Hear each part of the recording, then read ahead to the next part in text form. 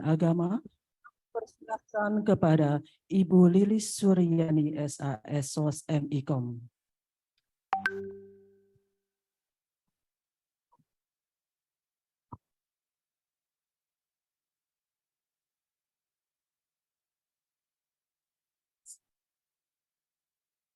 Assalamualaikum warahmatullahi wabarakatuh.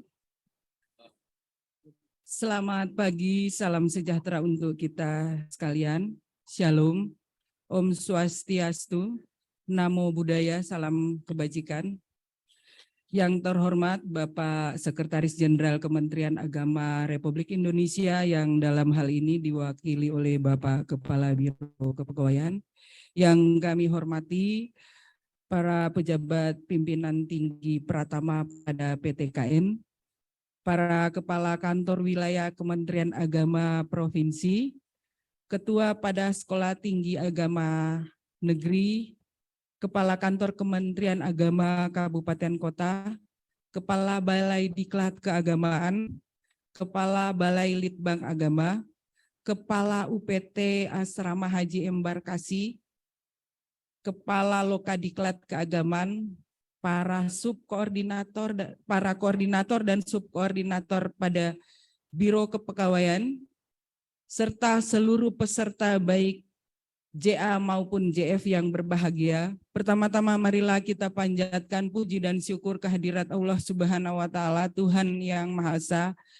Atas limpahan rahmatnya kita bersama-sama bisa berkumpul di tempat ini dalam rangka mengikuti kegiatan sosialisasi bulan data kepegawaian nasional.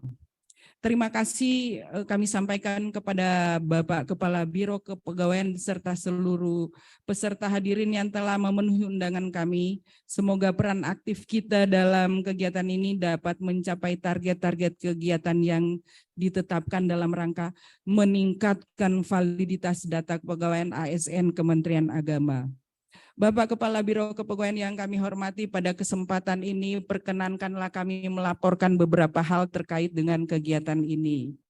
Berdasarkan Peraturan Presiden Nomor 95 Tahun 2018 tentang Sistem Pemerintahan Berbasis Elektronik, yang kedua Peraturan Presiden Nomor 39 Tahun 2019 tentang Data Indonesia, dan Keputusan Menteri Agama Nomor 344 Tahun 2016 tentang Pedoman Pengelolaan Data dan Sistem Informasi Manajemen Kepegawaian pada Kementerian Agama, serta Surat PLT Kepala BKN tanggal 10 Oktober tahun 2022 tentang penyelesaian data anomali kepegawaian dan pemutakhiran data mandiri pada MySAPK. Dan hasil evaluasi anomali data serta margin error pada SIMPEK Kementerian Agama terdapat angka yang cukup signifikan, di mana anomali data kepegawaian berjumlah 50.482 data di MySAPK BAKN, dan untuk margin error yang ada di SIMPEK Kementerian Agama berjumlah 342 data, 342.808 data kepegawaian yang margin error pada SIMPEK Kementerian Agama. Berdasarkan data anomali dan margin error tersebut, Biro Kepegawaian perlu melakukan pemutakhiran data melalui bulan data kepegawaian nasional. Ada 3 agenda yang akan diselesaikan pada bulan data ini. Yang pertama adalah menyelesaikan anomali data SAPK BKN, yang kedua menyelesaikan margin error pada SIMPEK Kementerian Agama, yang ketiga adalah PR MySAPK yang belum terselesaikan di tahun 2021. Tujuan pelaksanaan kegiatan ini adalah untuk mewujudkan data yang valid, akurat, dan reliabel pada SAPK BKN maupun pada SIMPEK Kemenak. Waktu pelaksanaan kegiatan ini dilaksanakan 1 hari, pada hari Kamis hari ini 10 November tahun 2022 bertempat di Hotel Orchard Industri Jakarta dengan paket full day. Peserta pada kegiatan ini yang onsite berjumlah 56 orang, yang daring sampai saat ini operator Mas Wanda 516 peserta yang sudah hadir. Narasumber pada kegiatan ini adalah Bapak Kepala Biro Kepegawaian, yang kedua adalah Direktur Pengelolaan Data dan Direktur Pengelolaan Data dan Penyajian Informasi Kepegawaian Badan Kepegawaian Negara, yang ketiga adalah Tim Bagian Data Informasi dan Naskah Kepegawaian Biro Kepegawaian.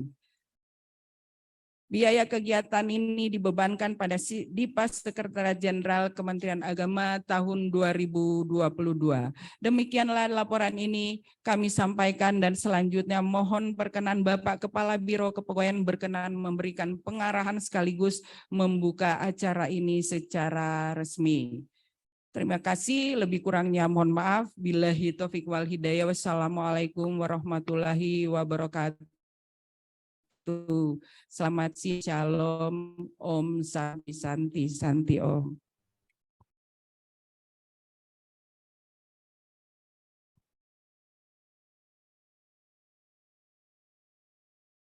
Demikianlah laporan yang telah disampaikan oleh Koordinator Bagian Data Informasi dan Naskah Kepegawaian Biro Kepegawaian Setjen Kementerian Agama. Kami ucapkan terima kasih kepada Ibu Lilis Suryani. Kita lanjutkan dengan acara berikutnya, Bapak dan Ibu, yaitu arahan sekaligus membuka acara secara resmi yang akan disampaikan oleh Kepala Biro Kepegawaian. Kami persilakan kepada Bapak Nurudin, SPDI, MSI.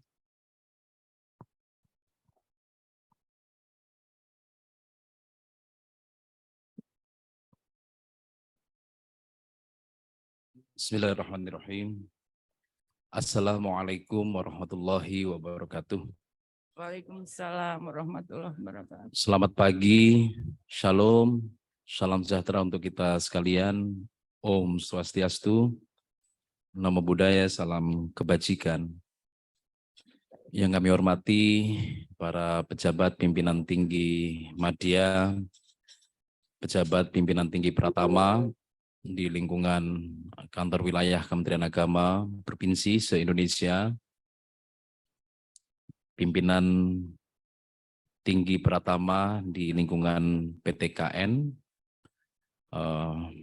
para pimpinan di UPT, Balai Litbang, Balai Diklat, UPT Asrama Haji, para pejabat struktural, pejabat fungsional, para pengelola kepegawaian, dan seluruh peserta kegiatan sosialisasi Bulan Data Nasional yang berbahagia. Tentu pertama patut kiranya kita memanjatkan puji syukur kehadirat Allah SWT, Tuhan Yang Maha Esa, atas perkenannya kita masih diberikan kesempatan dan juga kesehatan, sehingga pelaksanaan kegiatan yang sungguh penting ini bisa kita laksanakan bersama-sama. Bapak Ibu sekalian, hari ini kita memulai kegiatan untuk mensosialisasikan Bulan Data Nasional, Bulan Data Kepegawaian Nasional.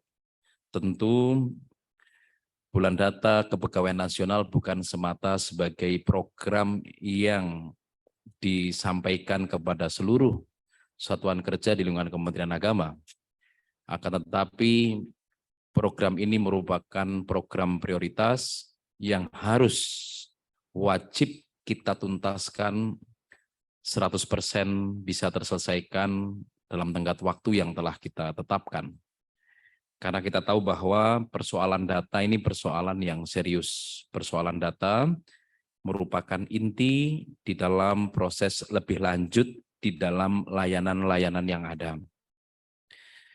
Bapak Ibu sekalian, kita tahu bahwa salah satu program prioritas Kementerian Agama adalah transformasi digital. Transformasi digital itu terkait dengan berbagai layanan yang ada di Kementerian Agama. Sehingga sumber utama di dalam proses transformasi digital itu adalah adanya data yang valid, data yang reliable, dan data yang bisa digunakan dalam kaitan tindak lanjut dari pelayanan-pelayanan yang ada. Karenanya kami mengingatkan kepada kita semua, terutama para pengelola kepegawaian dan juga pimpinan satuan kerja, bahwa pentingnya data harus kita lakukan secara bersama-sama dalam kaitan pembenahan data kepegawaian secara nasional. Ini perlu saya sampaikan di awal, sehingga nantinya kami akan melakukan proses pemantauan, proses laporan berkala terkait dengan penyelesaian data anomali yang ada pada setiap satuan kerja, baik melalui komunikasi antar pimpinan maupun juga komunikasi dengan para pengelola kepegawaian di setiap satuan kerja. Bapak Ibu sekalian, dasar hukum yang perlu kami sampaikan adalah pertama, Peraturan Presiden Nomor 95 Tahun 2018 tentang sistem pemerintahan berbasis elektronik, dan saya kira Kementerian Agama juga telah mengeluarkan Peraturan Menteri Agama tentang sistem pemerintahan berbasis elektronik ini. Artinya harus kita laksanakan, mesti kita jalankan sehingga ada proses transformasi layanan di setiap layanan-layanan yang ada, termasuk terkait dengan layanan kepegawaian. Berikutnya, Peraturan Presiden Nomor 39 Tahun 2019 tentang Satu Data Indonesia. Ini juga saya kira menjadi dasar regulasi yang menguatkan pentingnya data bagi perbaikan tata kelola pemerintah. Salah satunya adalah terkait dengan layanan kepegawaian. Berikutnya, Keputusan Menteri Agama Nomor 344 Tahun 2016 tentang pedoman pengelolaan data dan sistem informasi manajemen kepegawaian pada Kementerian Agama. Bapak Ibu sekalian yang kami hormati, urgensi data dan transformasi digital ini salah satunya adalah terkait dengan pengambilan keputusan. Karena banyak sekali proses policy making, pembuatan keputusan, termasuk juga kebijakan yang dikeluarkan, baik menyangkut terkait dengan personalia ataupun aparatur sipil negara, dan juga hal-hal yang lain yang sifatnya lebih sistem, itu akan mengalami kesulitan bila mana data yang tersedia masih data-data yang invalid. Data pokok maupun data yang dinamis harus kita lakukan updating secara aktif, sekaligus kita lakukan proses validasi, sehingga ini menjadi kunci bagi pelaksanaan layanan-layanan yang ada sekarang dan untuk yang akan datang.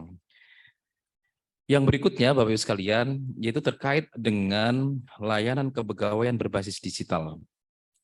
Kami perlu sampaikan bahwa kita, organisasi besar Kementerian Agama, tidak bisa lagi ya dalam kaitan pelaksanaan program kegiatan termasuk terkait pelayanan-pelayanan kepegawaian menggunakan pola-pola yang lama, pola-pola yang usang, pola-pola pelayanan yang seluruhnya manual, pola-pola pelayanan yang lambat. Ini tidak bisa kita lakukan lagi. Saat ini tuntutannya adalah kita melakukan proses transformasi layanan digital kepegawaian agar ada kepastian. Karena kita mengingat ada resiko di dalam ketidakpastian itu. Dalam konteks risk management, saya kira kita akan menemukan berbagai potensi fraud. Potensi-potensi penyimpangan apabila kita tidak bertransformasi dalam kaitan pelayanan digital kepegawaian ini. Karenanya, Bapak Ibu sekalian, dalam forum yang baik ini, kami juga mengajak Bapak Ibu seluruhnya untuk bersama-sama mensukseskan Bulan Data Nasional Kepegawaian dalam rangka kita beralih pada layanan-layanan kepegawaian yang berbasis digital dan memastikan bahwa seluruh layanan kita ada kepastian dan juga secara cepat dan akurat bisa diterima oleh penerima layanan. Berikutnya, Bapak Ibu sekalian, saya kira ini juga dalam konteks yang lebih makro, kita bicara soal landasan analisis manajemen sumber daya manusia. Tajuk kita hari ini adalah transformasi sumber daya manusia di Kementerian Agama. Kita tahu bahwa secara strategik Pemerintah telah melakukan berbagai upaya termasuk kebijakan-kebijakan yang sifatnya secara nasional terkait dengan tata kelola organisasi, ditandai dengan arah orientasi birokrasi yang lebih agile, organisasi yang lebih lincah, organisasi yang lebih responsif, organisasi yang lebih melayani, agar pelayanan di organisasi pemerintah bisa berjalan secara lebih cepat, lebih akurat, maka nanti pada ujungnya pelayanan prima bisa diwujudkan bersama-sama.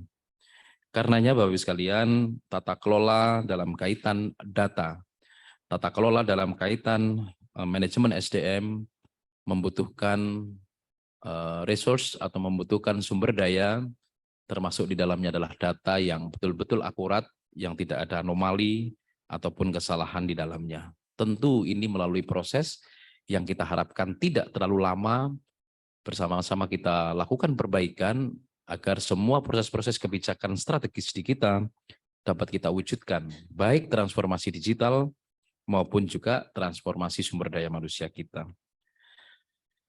Selanjutnya Bapak Ibu sekalian, program Bulan Data Nasional ini sekali lagi bukan sekedar kita launching untuk memenuhi kebutuhan terkait dengan informasi anomali data yang cukup besar, margin error yang cukup besar dari data nasional yang ada di Badan Kepegawaian Negara. Tetapi ini adalah kebutuhan internal Kementerian Agama untuk melakukan proses-proses penataan data, proses-proses pengelolaan data, proses-proses perbaikan data, termasuk proses-proses untuk mendorong layanan digital kepegawaian. Gambaran yang paling mudah, kita harapkan ke depan dan tidak terlalu lama. Kalau data ini kita perbaiki, salah satu urusan misalnya kenaikan pangkat ASN kita, utamanya adalah kenaikan pangkat yang reguler, itu betul-betul tidak lagi melalui proses pengusulan. Tetapi ketika orang naik pangkat, bisa secara langsung diterima melalui sistem digital yang ada, artinya bisa diterima, bisa melalui email ataupun lewat WhatsApp oleh yang bersangkutan. Prasyaratnya Bapak Ibu sekalian adalah datanya harus valid. Kalau data tidak valid, maka seluruh proses lebih lanjut itu menjadi invalid. Maka saya mengingatkan kembali betapa pentingnya data bagi proses-proses pelayanan kita, termasuk dalam kaitan urusan kepegawaian ini. Contoh yang kedua, ketika terjadi pagu minus terkait dengan anggaran belanja pegawai, yang jumlahnya secara nasional cukup besar di Kementerian Agama. Mungkin angkanya di atas 2 triliun untuk tahun anggaran kalau kita lakukan benchmarking untuk tahun 2021. Salah satunya adalah karena data kita belum presisi. Jadi bagaimana kemudian ketika orang melakukan proses mutasi, orang naik pangkat, orang menerima kenaikan gaji berkala, penerimaan ASN baru dan seterusnya, di setiap satuan kerja mesti memiliki data yang akurat sekaligus data yang update. Sehingga pergerakan pembayaran atau belanja pegawai bagi ASN kita di setiap satuan kerja bisa dimonitor dan dieksekusi secara akurat. Nah ini integrasi data, setelah ini kita akan melakukan integrasi data yang basisnya adalah dari data kepegawaian kita. Jadi sekali lagi mohon untuk dukungan kita semua agar proses-proses transformasi ini bisa kita lakukan secara lebih cepat dan juga lebih akurat. Bapak Ibu sekalian, tentu mewujudkan data yang akurat, data yang valid, data yang reliable, ini juga membutuhkan sumber daya pengelola data yang bekerja secara maksimal. Kami sampaikan bahwa proses-proses ini harus bisa diapresiasi. Proses-proses bagi para pengelola kepegawaian dalam kaitan perbaikan data harus diberikan reward. Mesti diberikan nilai, baik terkait dengan nantinya para pejabat fungsional. Proses ini merupakan proses yang penting sehingga bisa diapresiasi dalam kaitan untuk menunjang angka kreditnya misalnya, dan seterusnya, sehingga semua kita bisa memiliki semangat yang sama untuk melakukan proses validasi data yang ada. Tentu selain akurat, valid, data harus reliable. Problem yang paling utama saya lihat bukan hanya validitas data, tetapi updating data, inputting data ini belum dilakukan secara maksimal. Jadi ada data-data yang semestinya kita bisa lakukan input secara real time, tetapi ini belum dilakukan. Ya artinya tentu masih banyak juga satuan kerja yang secara aktif melakukan proses ini. Tetapi saya mengingatkan bahwa masih banyak satuan kerja, para pengelola kepegawaian kita yang belum secara aktif dan juga update di dalam proses input data-data yang mestinya dilakukan secara tepat waktu. Aspek yang kedua selain inputting adalah terkait dengan verifikasi data, validitas data. Tentu data yang dimasukkan adalah data yang valid, data yang benar, data yang betul-betul bisa dipertanggungjawabkan.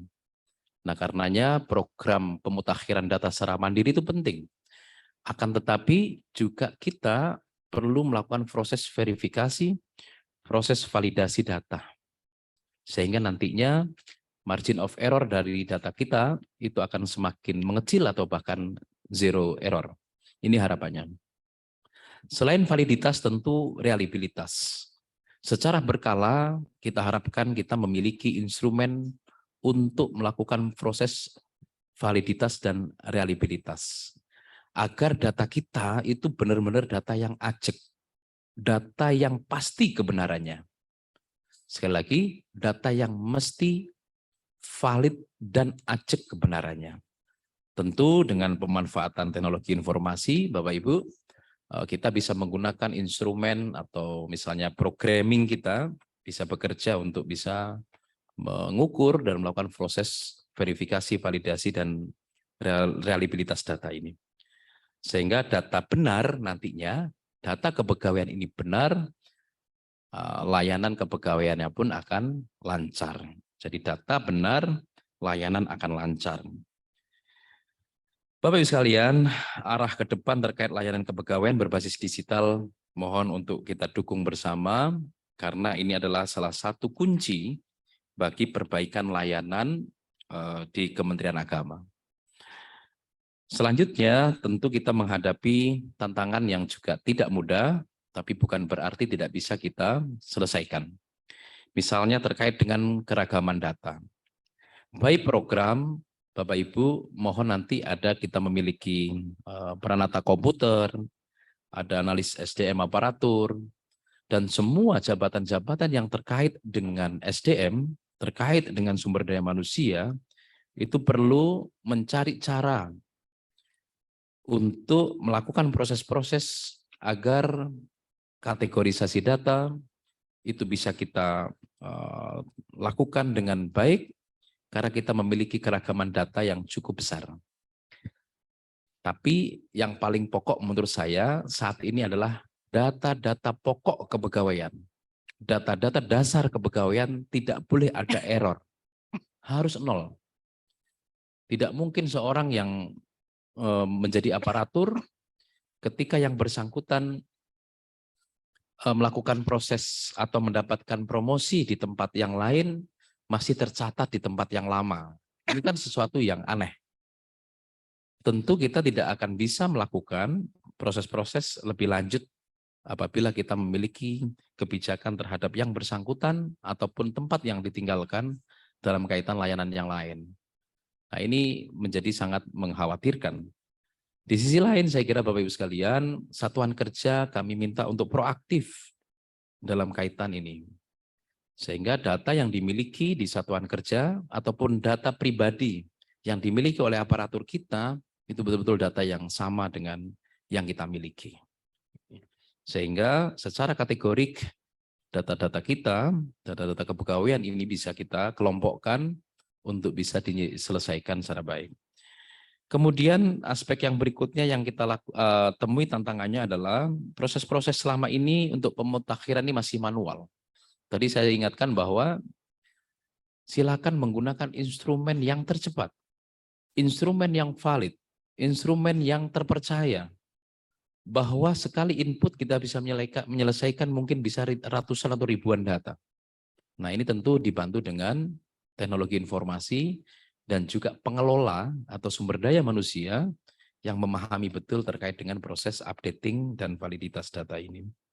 Tidak lagi seluruhnya menggunakan manual. Tidak boleh lagi ada tumpukan-tumpukan kertas yang begitu besar menggunung di tempat kita sehingga selain mengganggu kenyamanan, itu menunjukkan bahwa tata kelola organisasi kita betul-betul masih manual. Berikutnya, jumlah data ASN yang sangat besar. Ya, ini sesuatu yang memang satu sisi menjadi anugerah buat Kementerian Agama. Karena Kementerian Agama merupakan organisasi pemerintah yang memiliki satuan kerja terbanyak di seluruh wilayah Indonesia, juga disertai dengan jumlah aparatur yang tentunya juga besar. Dan ini saya kira satu sisi menjadi anugerah, sekaligus juga kalau kita tidak kelola dengan baik akan menjadi masalah. Karenanya layanan-layanan ini walaupun jumlahnya besar, tidak boleh menjadikan terhambatnya layanan-layanan kepegawaian kita. Kalau sistemnya, kalau instrumen yang saya tadi sampaikan itu sudah baik, maka seberapapun besarnya volume, ya termasuk jumlah ASN kita tidak akan mengganggu terkait dengan proses-proses pelayanan yang ada. Karena kalaulah kita menggunakan sistem manual akan mengalami kesulitan-kesulitan yang tentu akan sulit sekali kita untuk bisa lakukan transformasi. Tetapi kalau kita telah memiliki sistem, ya saat ini kita telah memiliki sistem sesungguhnya yang terus harus dilakukan update juga terkait dengan sistem atau program-program digitalisasi kita. 232.577 ASN, PNS, dan P3K. Ya, saya kira ini jumlahnya masih kurang sesungguhnya kalau kita hitung dengan analisis beban kerja organisasi. Tahun ini kita akan, tahun depan mungkin ya, terselesaikan akan ada penambahan 49.605 P3K, pegawai pemerintah dengan perjanjian kerja. Karenanya yang 232.577 ini harus kita bereskan segera. Sehingga ketika masuk lagi nanti pengadaan ASN P3K dengan jumlah 49.605, seluruh instrumen kita, seluruh tools kita itu sudah betul-betul siap untuk menerima data-data baru ASN. Belum kalau misalnya nanti ada kebijakan rekrutmen CPNS di tahun 2023. Artinya tahun 2023 potensinya kita akan melakukan proses potensinya ya, rekrutmen P3K untuk uji kompetensinya dan juga CPNS. Kalau itu terjadi maka Bapak Ibu sekalian ya kita harus bersiap. Data yang ada harus valid, data yang akan datang juga akan kita lakukan proses yang sama sehingga layanan-layanan kita sekali lagi saya harus mengulang terus bahwa data itu hubungannya dengan layanan. Layanan digital sangat bergantung kepada proses validitas data. Utamanya data pokok, tidak boleh ada kesalahan. Kalau itu terjadi, kita tidak perlu lagi bicara soal transformasi digital. Karena sumber utama digitalisasi adalah data-data yang kita miliki. Nah ini betapa pentingnya soal data ini. Bapak Ibu sekalian yang kami hormati, perlu kami sampaikan juga, ini keadaan per 26 Oktober tahun 2022, jumlah pegawai negeri sipil kita, karena angkanya selalu dinamik, 225.226 pegawai negeri sipil per 26 Oktober 2022. Karena hampir setiap hari ada yang, atau setiap bulan ada yang mengalami masuk usia pensiun, tentu angkanya akan terus mengalami perubahan. Per 26 Oktober 2022, pegawai negeri sipil kita jumlahnya adalah 225.226. Sedangkan pegawai pemerintah dengan perjanjian kerja itu adalah 7.351. Sehingga totalnya adalah 232.577 aparatur sipil negara di lingkungan Kementerian Agama. Bapak Ibu sekalian, aparatur itu adalah alat kelengkapan negara. Sehingga aparatur sipil negara mesti kita lakukan proses-proses tata kelola yang jauh lebih baik agar semua fungsi-fungsi kita bisa kita laksanakan secara maksimal. Kalau 232.577 ditambah lagi dengan P3K 49.605, tentu jumlahnya akan menjadi sangat besar. Nah, ini tantangan yang berikutnya buat kita semua terkait dengan data yang kita miliki. Bapak Ibu sekalian, data ASN Kementerian Agama berdasarkan jabatan untuk pejabat struktural. Ini data 26 Oktober 2022. Pejabat struktural adalah 7.000 berjumlah 7.197. Ini artinya pejabat pimpinan tinggi, pejabat administrasi, baik pejabat administrator maupun pejabat pelaksana. Eselon 1, 2, 3, 4 kita jumlahnya 7.197 secara nasional. Tentu yang terbanyak adalah di pejabat pengawas, yaitu pejabat eselon 4, karena di setiap Kementerian Agama Kabupaten Kota masih cukup banyak pejabat pengawas, para kasih, kasubag-TU, dan seterusnya, termasuk di satuan kerja di pusat. Yang tidak ada saat ini adalah di kantor wilayah. Itu di kantor wilayah Kementerian Agama adalah hanya pejabat administrator eselon 3. Untuk PTKN masih ada untuk jabatan-jabatan administrator maupun jabatan pengawas. Eselon 3, eselon 4, dan juga pejabat pimpinan tinggi pratama. Selanjutnya, pejabat fungsional kita itu berjumlah 190.121.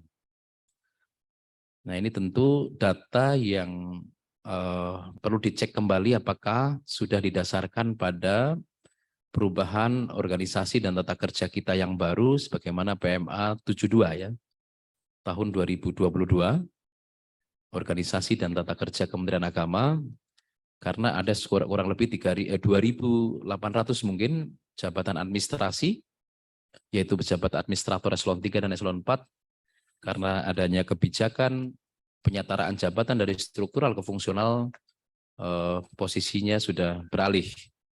Sehingga data yang terakhir, pejabat struktural kita 7.197, mohon untuk dicek kembali. Jangan sampai ada kesalahan, karena ini terkait juga dengan pengambilan keputusan pengisian, rotasi, mutasi, dan promosi bagi jabatan-jabatan struktural di eselon 3 maupun eselon 4.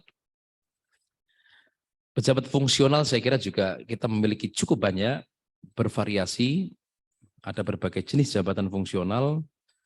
Kemudian jabatan atau pelaksana itu jumlahnya 35.259, sehingga total ada 232.577. Data ini harus valid, ini termasuk data pokok. Tidak mungkin ada satupun jabatan yang kita tidak masukkan, ataupun ada satu posisi yang kita keluarkan. Fix data ini, termasuk jumlah pejabat fungsional pelaksananya tadi itu. Nah ini, ke depan Bapak Ibu sekalian, kita harus bisa memastikan bahwa setiap hari perubahan-perubahan, baik perubahan status, ada yang alih jabatan, ada yang mutasi, kemudian ada yang naik pangkat, ada yang menerima hukuman disiplin, penurunan pangkat misalnya, atau bahkan diberhentikan, seluruhnya mesti update, real time. Dengan demikian kita bisa menggunakan data ini untuk keperluan dan kepentingan layanan-layanan yang lain termasuk pengambilan keputusan. Bapak Ibu sekalian yang kami hormati, berikutnya data aparatur sipil negara Kementerian Agama untuk proyeksi pensiun untuk 5 tahun yang akan datang.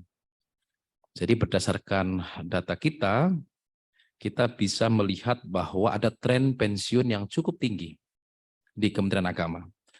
2022 ini ada 6.305 ASN kita yang masuki usia pensiun.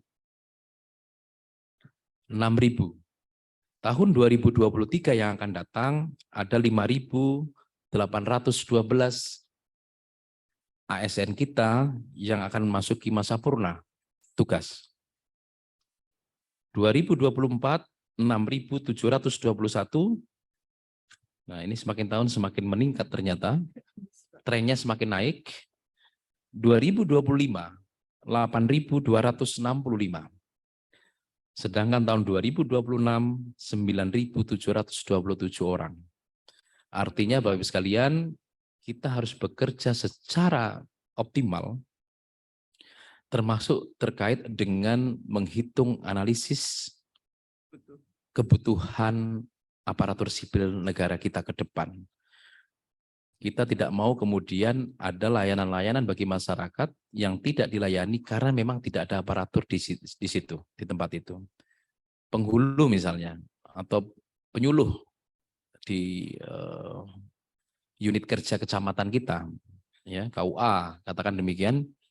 Kemudian tidak bisa orang melakukan urusan pernikahan karena tidak ada penghulunya. Ini kan soal nikahan nggak bisa ditunda-tunda gitu loh, kira-kira begitu. Termasuk juga kebutuhan para pendidik di satuan pendidikan kita, di sekolah, untuk guru pendidikan agama, kemudian di madrasah, untuk jenjang pendidikan tinggi, itu para dosen. Ini saya kira juga perlu dihitung secara rapi. Karenanya kami meminta sekali lagi, satuan kerja aktif untuk menghitung analisis kebutuhan ASN-nya.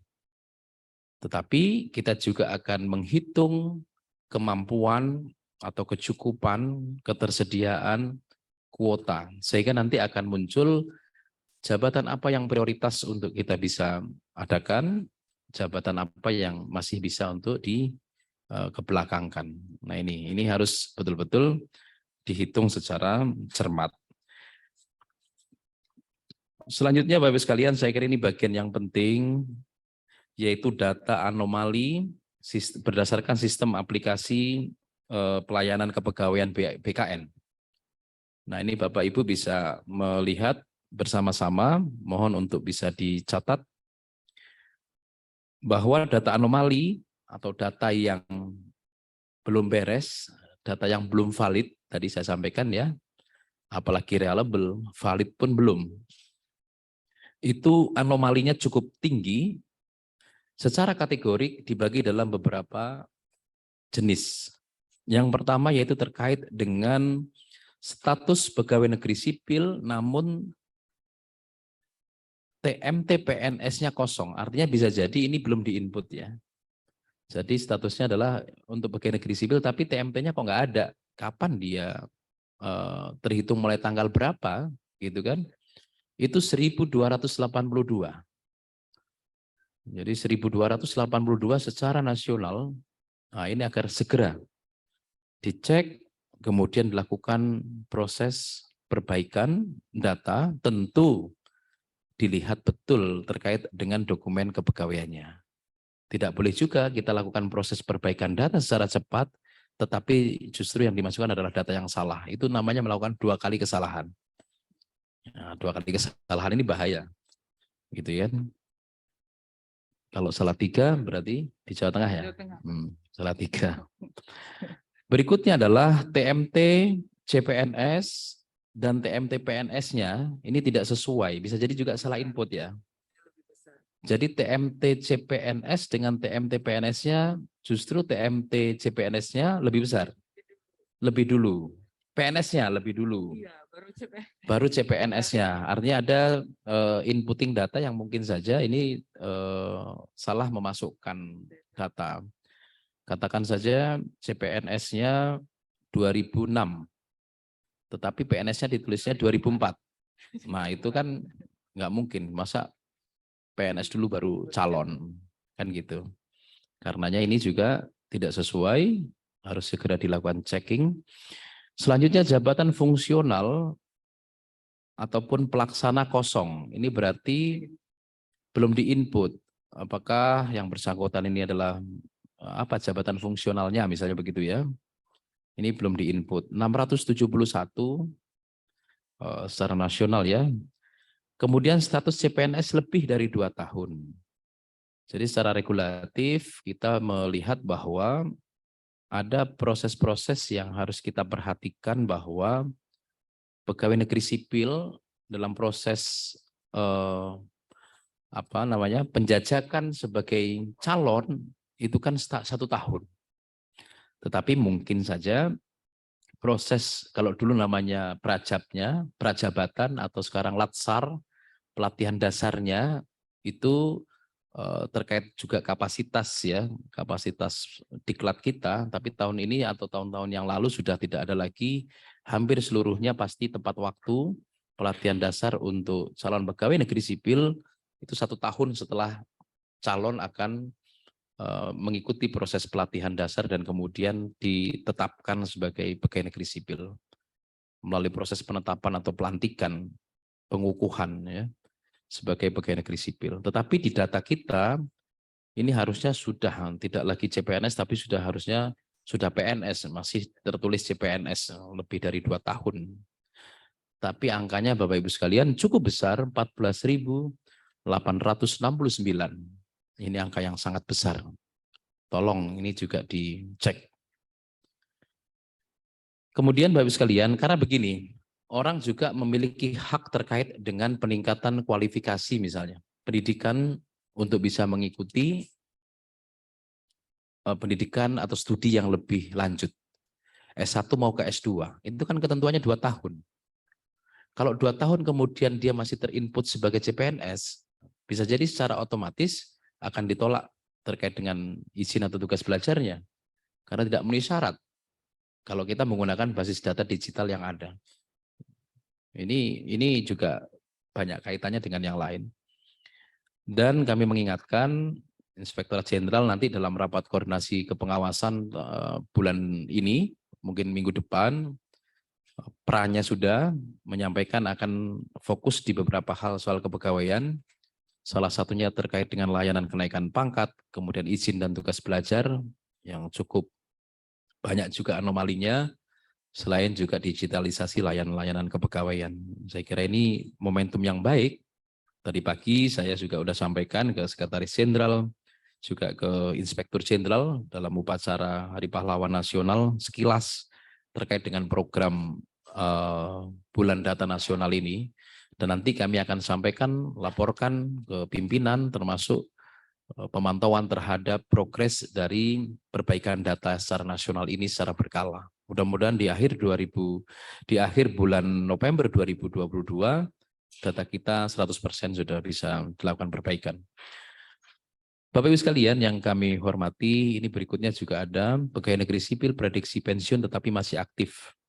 Nah ini karena memang terkadang kan memang ada proses-proses alih jabatan ataupun orang yang memang secara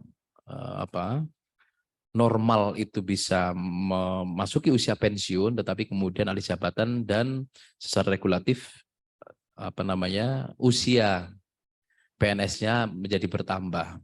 Nah, ini juga harus dilakukan secara tepat waktu. Contoh misalnya pejabat administrator atau pejabat pimpinan tinggi yang beralih menjadi dosen, itu ada ketentuan di dalam peraturan Dirjen Pendis 6 bulan paling lambat di usia 56 tahun bagi pejabat administrator sudah harus menyampaikan atau sudah ada kepastian apakah usulan menjadi dosen itu diterima atau tidak. Nah ini kan ketika diterima maka harus diinput. Ketika ditolak maka pensiunnya yang berjalan. Nah ini demikian halnya untuk pejabat pimpinan tinggi. Nah ini juga mohon maaf tadi 58 ya. Kemudian 60 berarti 6 bulan sebelum itu sudah harus ada kepastian apakah seseorang bisa beralih jabatan dari struktural kemudian ke jabatan fungsional, contohnya dosen. Maka terikat juga dengan kebijakan yang diterbitkan oleh satuan kerja atau unit pembina kepegawaiannya. unit pembina jabatan fungsionalnya. Nah ini harus kita lakukan proses itu. Karena misalnya seorang yang juga beralih jabatan, katakan saja kepala kantor Kemenak kemudian mau jadi penyuluh gitu. Ini kan juga ada syarat-syarat yang harus dipenuhi dari sisi usia dan seterusnya dan seterusnya. Nah ini tetap kita harus melakukan proses secara cepat untuk menginput terhadap keputusan-keputusan semacam itu. Sehingga ini terkait dengan PNS, prediksinya pensiun tetapi masih aktif, ada data 953. Mudah-mudahan ini bisa dicek secara cepat. Selanjutnya adalah jabatan struktural diduduki lebih dari satu orang. Ya. Jadi dalam satu jabatan, ketika seorang pejabat di satu posisi, kemudian sudah bisa saja sudah mutasi, bisa saja sudah pensiun, tetapi karena belum diupdate datanya, ketika ada jabatan itu diisi oleh pejabat yang baru, maka masih kok terisi double ya dalam jabatan yang sama gitu. Tadi saya mengingatkan juga bahwa termasuk adanya kebijakan penyetaraan jabatan itu. Karena seluruh regulasinya saya kira terkait dengan Ortaker itu sudah diselesaikan, baik kaitan dengan instansi vertikalnya maupun organisasi tata kerja Kementerian Agama bagi unit pusat dan statuta bagi perguruan tinggi keagamaan negeri. Ini kami minta untuk seluruhnya dicek berdasarkan regulasi yang terakhir. Jangan sampai nanti ada jabatan yang tidak diisi, padahal masih ada jabatannya, ataupun ada jabatan yang sudah kosong tapi masih diusulkan untuk diisi. Nah, jadi harus fix betul. Tidak boleh satupun jabatan posisi yang tidak sesuai. Nah itu jadi sengketa nanti, jadi masalah. Kemudian yang berikutnya, Bapak-Ibu sekalian, PNS yang tidak mengikuti EPU PNS. Ini program yang cukup lama, tapi saya kira ini tahun 2015 ya. EPU PNS ini 179 orang. Pada akhirnya Bapak-Ibu sekalian, dengan segala kerendahan hati, ya kami meminta pada seluruh satuan kerja termasuk pengelola kepegawaian untuk bisa senantiasa melakukan update data ini.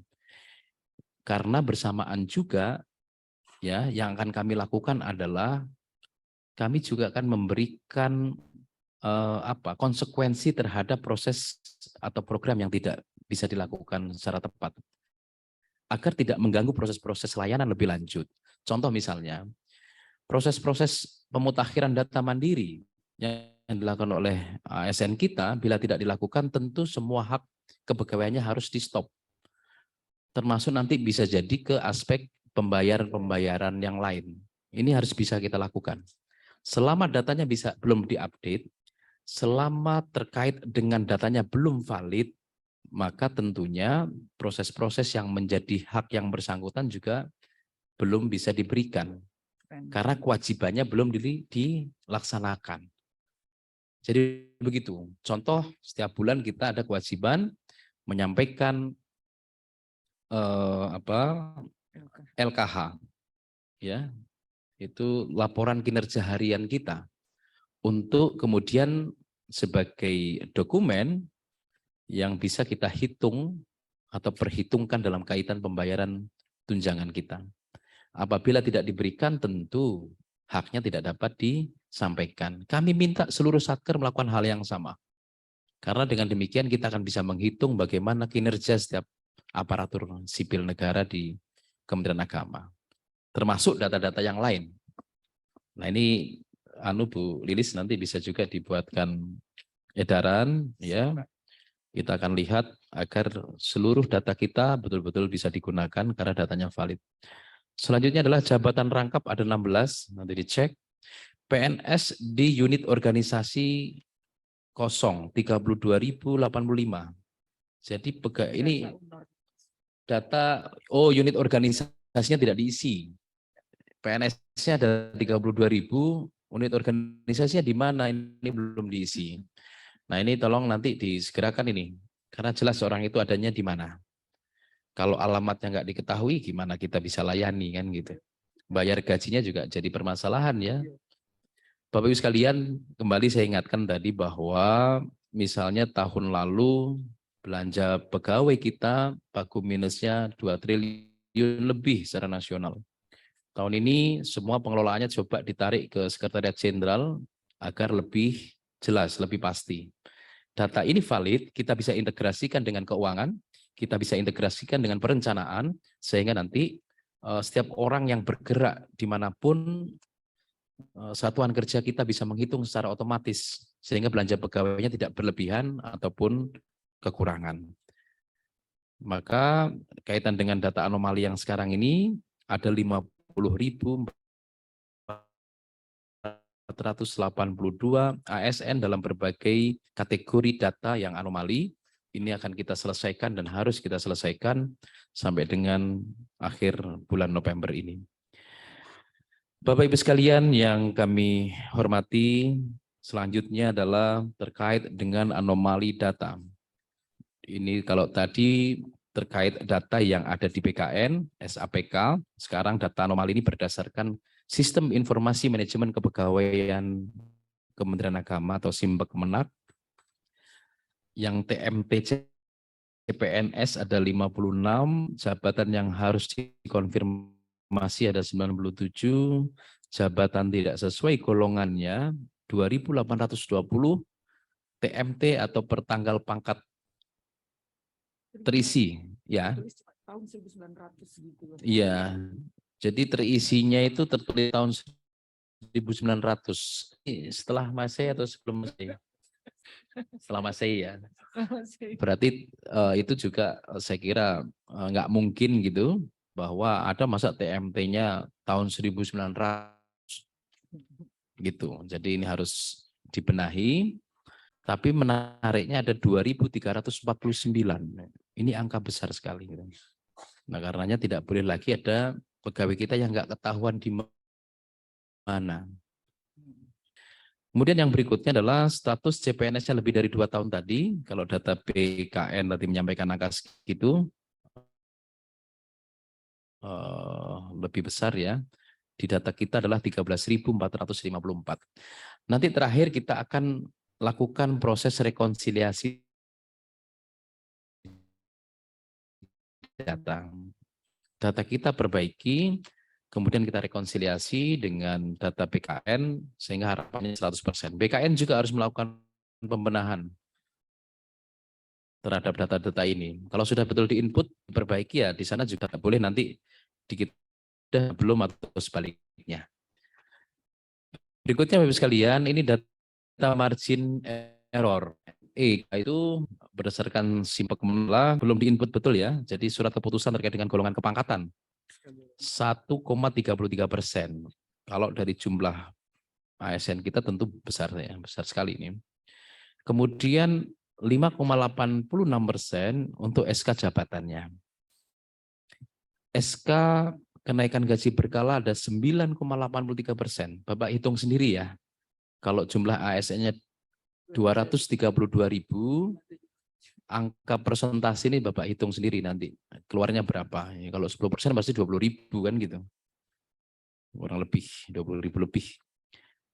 Kemudian kita butuh instrumen komunikasi yang bisa direct terhadap aparatur kita. Ini tidak boleh ada lagi karena saya yakin semua ASN kita pasti memiliki nomor handphone. Nah, contoh yang lalu kita membuat WA Blast ya untuk mengirim informasi ASN yang akan naik pangkat periode Oktober tahun 2021 ini kurang lebih 7.300-an orang itu melalui WhatsApp. Jadi platformnya itu WhatsApp. Karena kita pandang cepat, bisa langsung terkomunikasikan, personalize langsung ke yang bersangkutan. Maka data ini menjadi penting. Kecuali nanti Pak Amin kalau ada yang ASN kita belum punya nomor HP diinfokan juga. Ya, nanti kita sampaikan ke kepala satkernya. Oh, handphone nggak ada gitu. Walaupun kita tahu bahwa ada juga di remote area atau rural area di wilayah-wilayah Indonesia yang kesulitan dalam kaitan komunikasi ini, baik sinyalnya maupun jaringan internetnya, kita paham itu. Tapi saya kira secara umum nasional Orang bisa berkomunikasi secara langsung menggunakan gawai atau smartphone. 28,18%. Termasuk juga fenomena orang yang sering berganti nomor handphone. Nah gitu, ini banyak hal. Saya sendiri termasuk orang yang boleh dipandang agak, nggak tahu, konservatif atau konvensional. Mungkin hampir 15 tahun saya nggak pernah ganti nomor handphone. Sampai hari ini. Ya. Kemudian ada email yang 22,33%. ASN kita belum menyampaikan, bisa jadi sudah memiliki, tapi belum menyampaikan emailnya. Nanti kalau kenaikan pangkatnya dikirim lewat email, nah ini repot nih. Tidak bisa melihat atau mendapatkan ini informasinya. Nah ini juga sangat penting yang terakhir ini, sasaran kinerja pegawai. Bapak Ibu sekalian, sekarang itu salah satu kebijakan yang cukup fundamental itu adalah setiap ASN itu harus bisa dihitung, diukur betul kontribusinya melalui produktivitas kinerjanya. Salah satu dokumen yang penting itu adalah sasaran kinerja pegawai. Bahkan saya sampaikan dalam beberapa kesempatan, kayaknya kita perlu membuat perjanjian kinerja tidak hanya sebatas pada para pejabat struktural, tapi juga pada setiap ASN kita. Karena sasaran kinerja pegawai itu tetap harus dikontrakkan menjadi perjanjian. Gitu. Sehingga nanti akan terlihat betul apakah target-target kinerja itu bisa terpenuhi atau tidak. Sehingga nantinya ini terkait dengan kebijakan ya, perubahan-perubahan. Kita merespons kebijakan yang memang sudah ada. Jadi alat ukurnya adalah kinerja. Kinerja itu harus bisa diukur, harus bisa dilihat. Nah, kalau SKP-nya saja tahun 2021 tidak diinput 79,86%, bagaimana kita bisa melihat ya ini baru yang sifatnya dokumen. Karena pimpinan Satker juga tentu akan melakukan proses-proses evaluasi terhadap kinerja aparaturnya. Nah, yang kami minta adalah SKP 2021 diinput seluruhnya, dan ini masih ada hampir 80% ASN kita se-Indonesia. Kalau 80% berarti angkanya hampir 200.000, ya, belum menyampaikan SKP-nya. Karena ini juga sering jadi pertanyaan oleh pemeriksa. Bagaimana bagaimana cara menghitung Satker pembayaran terhadap tunjangan kinerja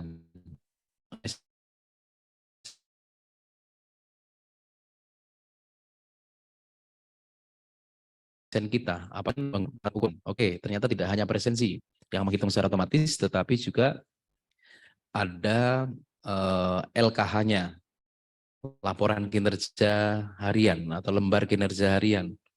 Tetapi juga itu pun belum mencerminkan, sehingga seringkali masih ada pertanyaan-pertanyaan pemeriksa, LKH-nya saja nggak ada, berarti masih didasarkan hanya pada presensi. Secara regulasi, jelas pembayaran tunjangan itu tidak semata terhadap kehadiran, tetapi atas kinerja. Nah, kinerja ini saya kira harus bisa diukur.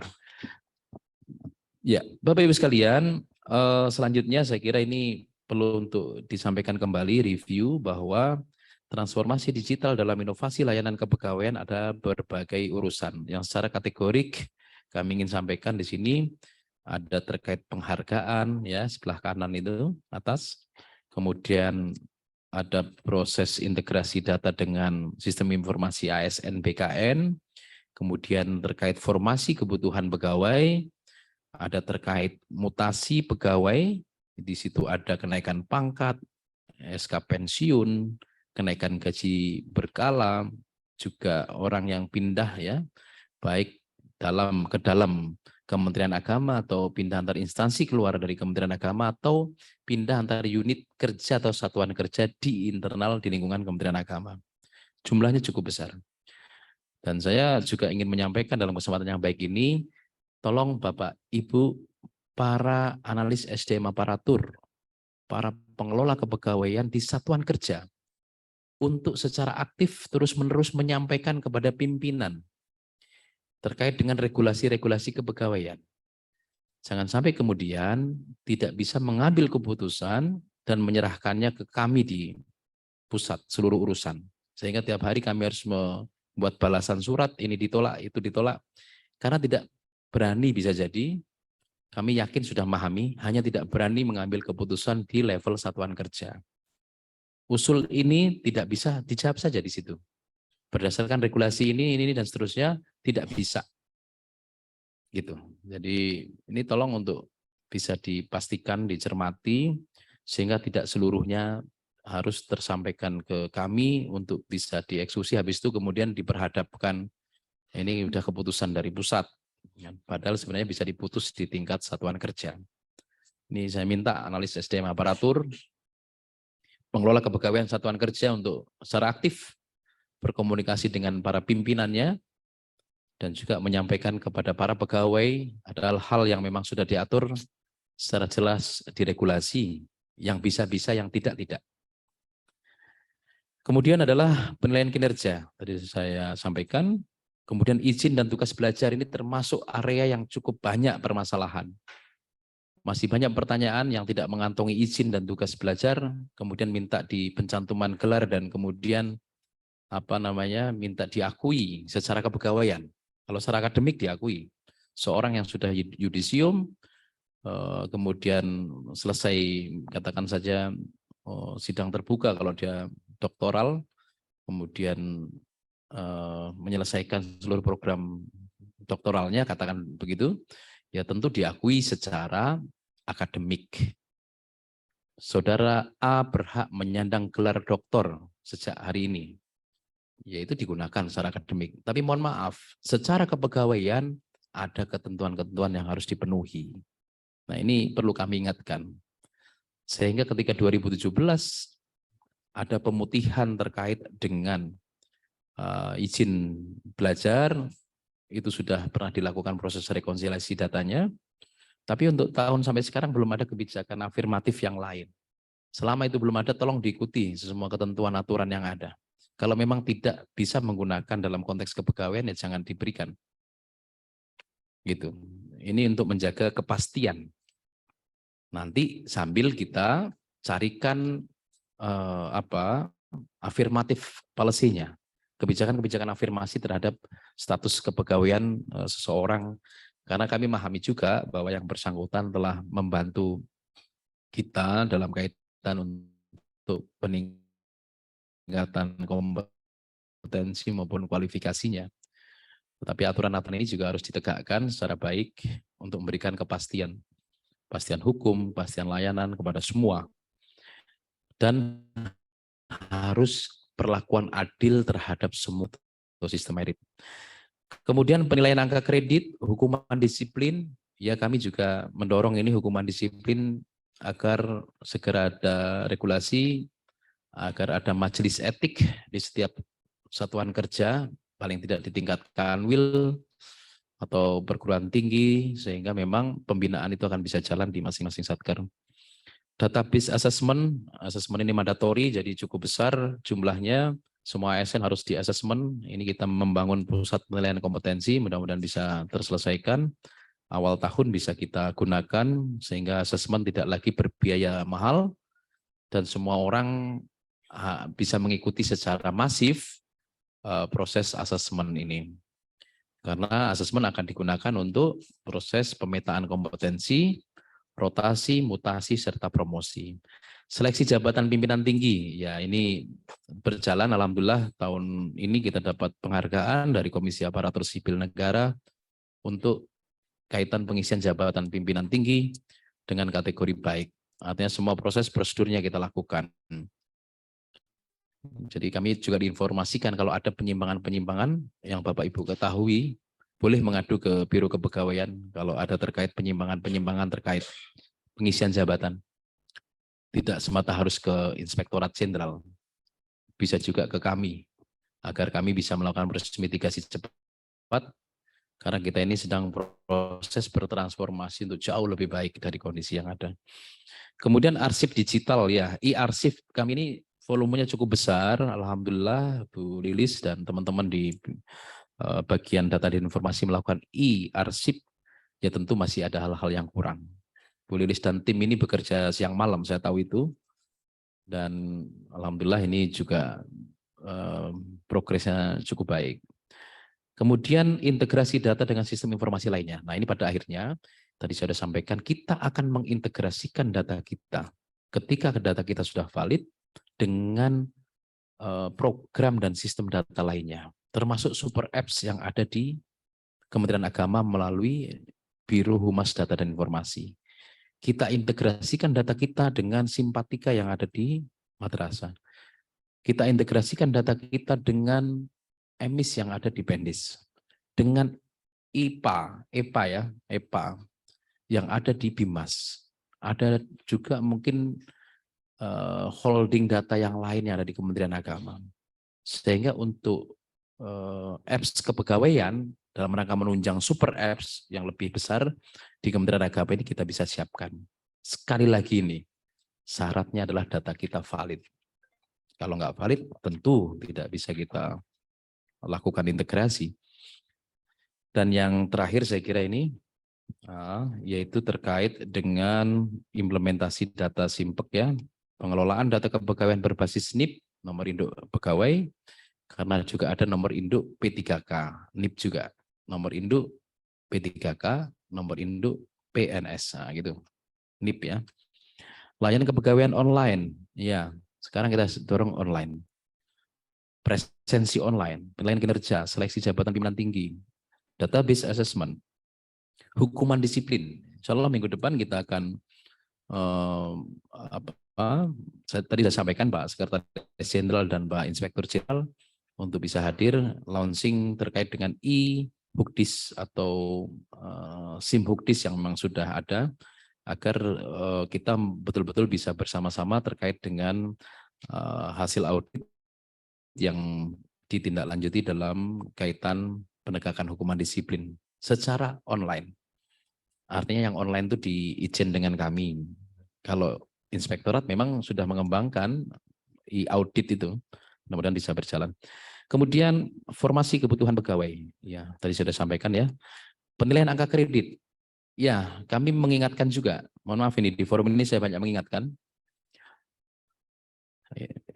bahwa semua unit kerja pembina jabatan fungsional harus membangun online system dalam penilaian angka kredit. Saya ulangi ya. Setiap satuan kerja atau unit kerja pembina jabatan fungsional harus membangun online system dalam kaitan penilaian dan penetapan angka kredit jabatan fungsional. Tidak bisa lagi kita manual. Karena semua ASN kita harus bisa memantau, bisa men-tracing. Ini terkait pola karir. Kembali ke kerangka tadi, meritokrasi. Semua harus diperlakukan adil. Tidak ada lagi cerita orang mengajukan angka kredit dokumennya hilang. Kemudian datang ke kepegawaian dan bertanya kapan kenaikan pangkat saya udah 2 tahun, enggak ada. Padahal angka kreditnya mungkin belum dinilai atau enggak memenuhi syarat, tapi tidak terinformasikan. Nah, karenanya ini surat kami yang lalu sudah kami sampaikan ini ke satuan kerja. Tinggal kita lihat bersama-sama bahwa kita harus membangun online system dalam penilaian angka kredit. Sehingga nanti akibat dari proses penilaian angka kredit, seseorang kemudian berhak naik pangkat, katakan demikian, maka secara linkage, kalau tidak online akan sulit sekali. Tentu tidak mengurangi kualitas dari proses-proses penilaian. Nah, ini juga penting. Berikutnya adalah mutasi pegawai. Ya, ini cukup deras. Di daerah itu trennya orang mutasi ke Kemenak cukup tinggi. Saya nggak tahu kenapa, tapi proses-proses terkait syarat prasyarat untuk orang mutasi itu harus jelas. Jangan sampai proses mutasi ya itu terjadi semata hanya karena kebutuhan atau keinginan aparatur kita. Bapak Ibu, ini secara nasional nih, disampaikan juga oleh Kemenpan RB. pengadaan ASN kita ya melalui proses CPNS ataupun P3, kalau P3K enggak, CPNS terutama. Formasi-formasi di daerah luar Jawa itu pada akhirnya untuk sekian tahun kemudian akan berkurang kembali, habis karena orang semua berbondong-bondong mutasi kembali ke tempat asal. Ke Jawa katakan begitu. Sehingga aparatur kita di Jawa berlebih. Di wilayah timur Indonesia terus berkurang. Karena orang mengisi itu ketika bagaimana caranya untuk lulus saja di sana.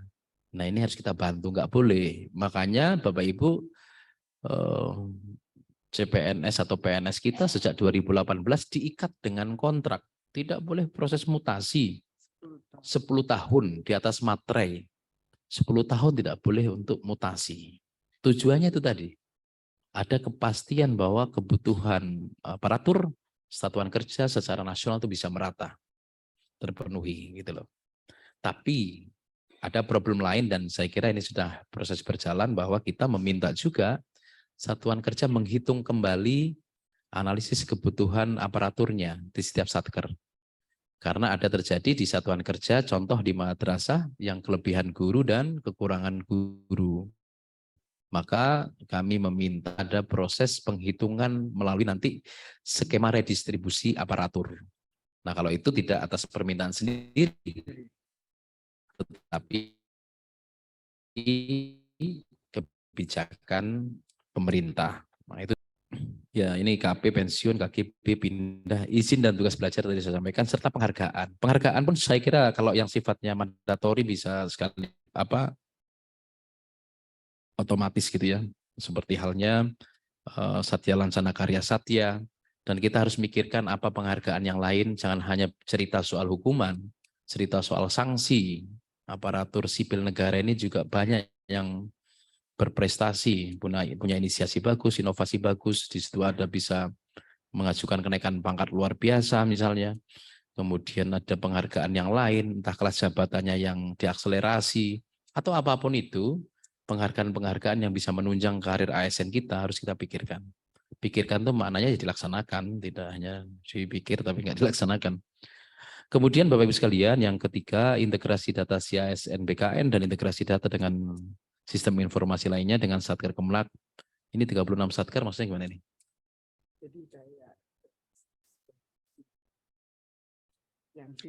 Oke. Jadi di Kementerian Agama ini dan satuan kerja lain sebenarnya sangat membutuhkan based on datanya simple. Misalnya contoh SIM Diklat. Jadi Diklat itu hampir sama dengan kasusnya kasusnya asesmen. Kapasitas asesmen kita atau kapasitas Diklat kita belum sebanding dengan jumlah aparatur yang ada. Maka dulu cerita lama itu orang Diklat itu ya paling cepat 10 tahun bisa Diklat lagi. Padahal tuntutan untuk pengembangan kompetensi ini kan terus harus cepat. Nah sekarang di Diklat sudah dibangun SIM Diklat, Sistem Informasi Manajemen Diklat. Nah itu harus jelas gambarnya bahwa ini menggunakan data yang di kami juga harus dihubungkan, di-linkage-kan. Bahwa yang sudah mendapatkan pelatihan kompetensi teknis misalnya, itu siapa dan untuk berikutnya dia akan mengikuti Diklat apa lagi dan kapan. Itu kan harus bisa dihitung begitu. Nah, dengan berbagai model tipe Diklat yang ada Diklat jarak jauh, Diklat di tempat kerja, Diklat langsung ya, dan seterusnya. Demikian halnya untuk segala holding data yang ada atau sistem yang ada di berbagai satuan kerja. Ini kita hitung ada 36 satker yang membutuhkan betul data yang basisnya adalah Simpek. Nah, makanya sekali lagi tidak ada alasan kita nggak valid data kita. Karena akan mengganggu aspek-aspek layanan di tempat yang lainnya. Yang terakhir ini berikutnya adalah tahun anggaran 2023, sinkronisasi data 1:1 antara apps ini gaji ya, GPP ini tadi saya juga komunikasi dengan Kepala Biro Keuangan, sangat berharap ini bisa bareng-bareng nih, karena nanti aplikasi gaji pegawai atau belanja pegawai ini harus bisa kita sinkronisasi. Tadi saya sudah sampaikan dengan data Simpek. Karena ada perbedaan satu karakter saja, ini gaji tidak terbayar. Ini juga tidak kita inginkan, tentunya tidak kita inginkan. Dan yang paling akhir, nah ini paling akhir, ini time schedule-nya, tolong untuk bisa ditampilkan. Mohon untuk kita semua mengawal proses ini. Hari ini ya kita sosialisasi bulan data. Mestinya di awal bulan, tapi nggak apa-apa, karena sebenarnya sudah kita sampaikan melalui platform atau kanal informasi yang lain dari awal. Bulan data ini adalah proses yang serius, ya. 10 hari ini, November 2022 kita sosialisasikan bulan data. Tanggal 26, tadi data-data yang saya sampaikan itu adalah kita melakukan proses generate data awal. Jadi data itu sudah kita lakukan proses checking data kita dan kita lihat secara keseluruhan. Jadi generate data awal itu 26 Oktober lalu. Nantinya berikutnya tanggal berapa ini? 10 ya. 10 berarti hari ini, Bapak Ibu sekalian, setelah ini nanti kami minta dari bagian data dan informasi, mungkin juga nanti ada dari BKN, expose data awal. Expose data awal agar datanya bisa sama-sama kita ketahui, dicatat betul, diperhatikan betul, dan juga kemudian segera lakukan proses mitigasi. Ini harus dilakukan bersama-sama. Kemudian nanti tanggal 14, evaluasi pertama dan expose progress update data. Saya minta untuk dimasukkan di semua kanal informasi kita terkait dengan progress report perbaikan data. Nanti saya juga akan sampaikan di grup pimpinan yang ada Pak Menteri, semua eselon 1, eselon 2, dan yang ada di sana, itu agar bisa juga membantu proses ini. Tanggal 21 evaluasi kedua, 28 evaluasi ketiga, 30 November 2022 finalisasi dan penyusunan laporan. Inilah bulan data nasional Kementerian Agama untuk kepegawaian. Mudah-mudahan upaya baik dan niat baik ini mendapatkan ridha Allah SWT, Tuhan Yang Maha Esa, sehingga kita semua bisa bergerak mentransformasikan sumber daya manusia kita untuk lebih baik dalam kerangka pelayanan masyarakat secara lebih luas. Kita harus naik kelas kementerian besar ini menjadi backbone bagi pembangunan bangsa.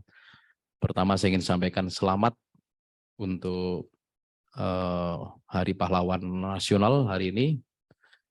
Semoga kita bisa meneladani para pahlawan bangsa kita yang telah berjuang gigih untuk mempertahankan ataupun berjuang untuk kemerdekaan Republik Indonesia. Hari ini kita juga harus jadi pahlawan dalam kaitan mengisi pembangunan.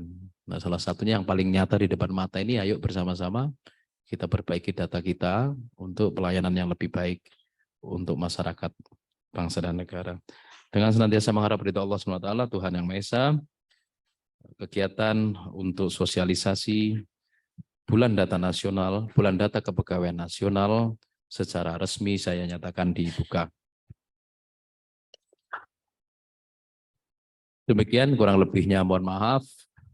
Mohon maaf juga saya agak mungkin terlalu semangat sehingga ngambil waktu ruang yang cukup banyak. Tapi ini penting menurut saya karena ini adalah basis bagi perbaikan kita bersama-sama ke depan. Akhirul kalam, Assalamualaikum warahmatullahi wabarakatuh.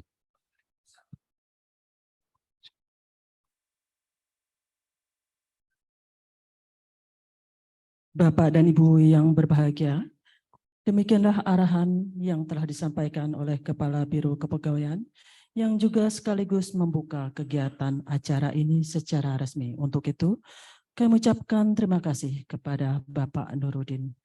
Bapak Ibu yang berbahagia, marilah kita isi acara kita pada hari ini dengan berdoa bersama. Adapun doa bersama akan dipimpin oleh Bapak Ramdan Kurniawan, Eskom. Kepada Bapak Ramdan Kurniawan, kami persilahkan.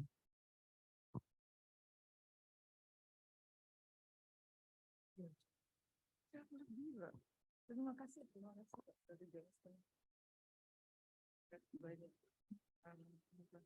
Assalamualaikum warahmatullahi wabarakatuh. Bapak dan Ibu yang saya hormati, baik peserta luring dan daring, mohon izin saya akan membacakan memimpin doa menurut agama Islam. Bagi Bapak dan Ibu yang beragama lain silahkan menyesuaikan. A'udzu billahi minasyaitonir rajim. Bismillahirrahmanirrahim. Alhamdulillahirabbil alamin. Hamdan syakirin, hamdan na'imin, hamdan yuafi ni'amahu wa yukafi mazidah. Ya Rabbana lakal hamdu kama yanbaghi li jalali wajhikal karim wa azimi sultanik. Allahumma salli wa sallim ala sayyidina Muhammadin wa ala alihi wa sahbihi ajma'in. Ya Allah, ya Rahman, dengan rahmat-Mu pagi ini kami dapat hadir di tempat ini dalam rangka kegiatan sosialisasi Bulan Data Nasional Kementerian Agama tahun 2022. Kami mohon curahkanlah rahmat dan hidayah-Mu ya Allah. Karuniakanlah kemudahan, kelancaran dan keberkahan dalam kegiatan ini. Ya Allah, semoga ilmu yang kami peroleh dari kegiatan ini menjadi ilmu yang bermanfaat, ilmu yang menjadi bekal bagi kami dalam melaksanakan tugas pokok dan fungsi kami sehari-hari. Ya Allah, semoga dengan kegiatan ini menjadi motivasi bagi kami untuk meningkatkan pelayanan kepegawaian di dalam ruang lingkup dan wilayah kerja kami masing-masing. Ya Allah, berikanlah kepada kami petunjuk dan bimbingan-Mu agar kami dapat memberikan yang terbaik terhadap lembaga kami dan negara kami. Tunjukkanlah kepada kami yang benar itu benar dan berikanlah kekuatan kepada kami untuk melaksanakannya, dan tunjukkanlah kepada kami yang salah itu salah dan berikanlah kekuatan kepada kami untuk meninggalkannya. Ya Allah, ya Rahman, ya Rahim, ya Ghafur, ampunilah dosa-dosa kami, ampunilah dosa kedua orang tua kami, dosa guru-guru kami, dosa pemimpin-pemimpin kami, dan dosa saudara-saudara kami. Ya Allah, hanya pada Kamu, hanya pada-Mu lah kami mohon, karena tiada tempat memohon selain kepadamu ya Allah, maka kami mohon kabulkanlah doa-doa kami. Rabbana zalamna anfusana wa illam taghfir lana wa tarhamna lanakunanna minal khasirin. Rabbana atina fid dunya hasanah wa fil akhirati hasanah wa qina azabannar. Subhanallah rabbika rabbil izzati amma yasifun, salamun alal mursalin, walhamdulillahi rabbil alamin.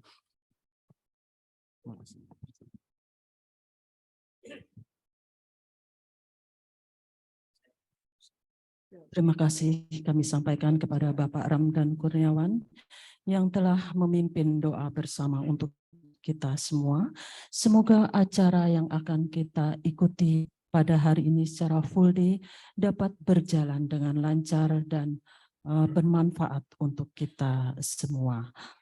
Demikianlah Bapak Ibu yang berbahagia, dengan selesainya pembacaan doa, maka selesai sudah rangkaian acara pembukaan sosialisasi Bulan Data Kepegawaian Nasional tahun 2022 hari ini Kamis 10 November 2022 di Hotel Orchard Industri Jakarta.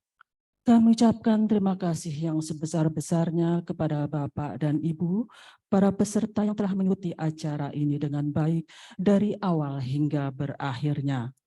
Saya selaku pembawa acara mohon dibukakan pintu maaf sebesar-besarnya jika terdapat kata-kata ataupun sikap yang kurang berkenan di hati. Sekali lagi kami ucapkan terima kasih. Marilah kita akhiri acara ini dengan bersama-sama mengucap hamdalah, dan kepada yang berkeyakinan lain kami persilahkan untuk menyesuaikan. Kita akhiri acara ini. Billahi taufiq wal hidayah. Wassalamualaikum warahmatullahi wabarakatuh. Salam sejahtera bagi kita semua. Salam Om Swastiastu. Namo Buddhaya. Salam kebajikan.